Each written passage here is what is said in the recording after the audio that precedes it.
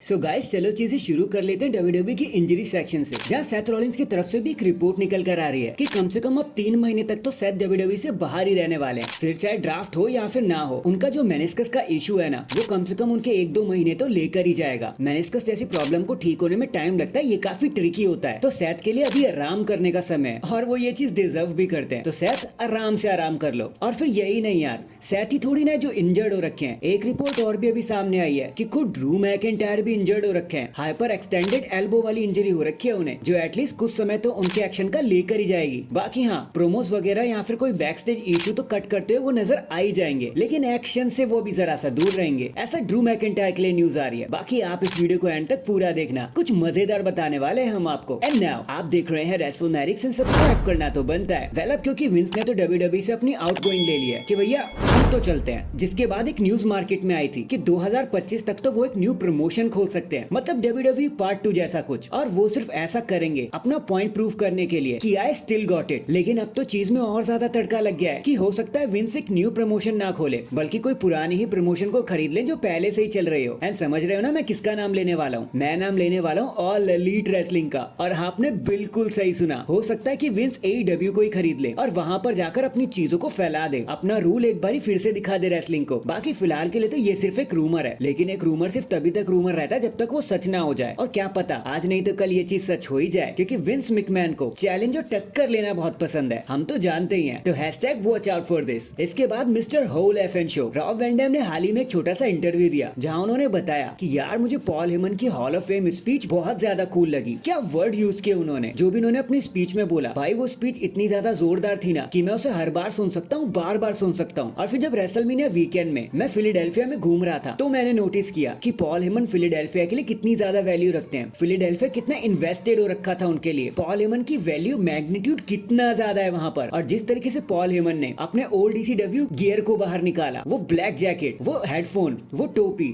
भाई कमाल का मजा आ गया उसे देखकर। ऐसा लग रहा था जैसे हम पुराने ECW में वापस चले गए हैं, जैसे कल ही की बात हो। वैसे मिस्टर RVD, इस चीज के लिए तो भाई हम भी हामी भरेंगे, क्योंकि पॉल हेमन की उस स्पीच ने पूरे इंटरनेट को हिलाकर रख दिया था। और पॉल हेमन तो वैसे ही किंग ऑफ माइक्रोफोन कहे ही जाते हैं। Hashtag ECW on the way. In the and कल की मंडे नाइट रॉ जो होने वाली है कोलंबस ओहायो से, ऑलमोस्ट उसका सारा ही हाल डब्ल्यूडब्ल्यूई ने हमारे सामने लाकर रख दिया है। तो सबसे पहले एंड्राडे एंड रिकोशे फेस करेंगे डोमिनिक एंड जेरी मैकडोना को, और फिर होगा world tag team championship match awesome truth, जहां पे अपने टाइटल को डिफेंड करेंगे अगेंस्ट TIY। रिया रिप्ली के टाइटल वेकेट करने के बाद हमें एक बैटल रॉयल भी देखने को मिलेगा, जहां पर हमें क्राउन होगी न्यू वुमेन्स चैंपियन। हो सकता है लिव मॉर्गन ही बन जाए, आखिर उन्हीं का चांस सबसे ज्यादा ऊपर है। And in the and Gunther अपने रेसलमेनिया की डेविस्टेटिंग हार के बाद फाइनली सबसे पहली बार दिखाई देंगे, ताकि सबको ये बता सके कि आखिर उनके मन में चली क्या रहा है। So that is it guys, अभी के लिए तो बस इतना ही। आप मुझे बताना क्या लगता है आपको, विंस AEW को खरीद लेंगे या फिर एक नई कंपनी खोल लेंगे 2025 में, या फिर वो कुछ भी नहीं करेंगे? ये बातें सिर्फ रूमर ही रह जाएंगी। कमेंट करके जरूर बताना। एंड चैनल पर नया है तो चैनल को जल्दी से लाइक एंड सब्सक्राइब कर दो। बाकी मैं मिलता हूँ आपसे किसी और अपडेट के साथ, तब तक के लिए अपना ख्याल रखें और खुश रहें।